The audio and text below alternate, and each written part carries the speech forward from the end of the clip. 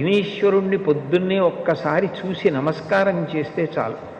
అది లోకంలో ఎక్కడా లేని విశేషం. ఒక్కసారి ఆయన ముఖం వంక చూసి నమస్కారం చేసి 16 నామములు ఉన్న శ్లోకం చెప్పి బయటికి వెడితే చాలు విజయం సిద్ధిస్తుంది అని. రెండవది ఆయన యొక్క అపారమైన కరుణ. ఇంకా అంతా ఇంత కరుణ కాదు విఘ్నేశ్వరుడిది. ఆయన క్షమించినంత తొందరగా ఎవ్వరూ క్షమించరు. మీరు చూడండి, అందరికన్నా ఎక్కువగా మరిచిపోయే లక్షణం ఎవరికి ఉంటుంది అంటే పిల్లల యందు ఉంటుంది. మీరు పిల్లలు అనేటప్పటికీ ఒక విషయం జ్ఞాపకానికి తెచ్చుకోవచ్చు. పెద్దవాళ్ళు ఏదైనా తింటున్నారనుకోండి, ఎవరో పెద్దలు వచ్చారు ఇంటికి, ఇంట్లో భోజనమో పలహారమో చేస్తున్న పెద్ద ఆయన ఆ పళ్ళెం పట్టుకునో లేకపోతే చేతిలో ఏ ఉండ్రాయో కుడుమో పట్టుకుని తింటూ వీధిలోకి వెళ్ళి స్వాగతం పలకడం, ఆ పళ్ళెం లోపల పెట్టి తాను పెడతాడు.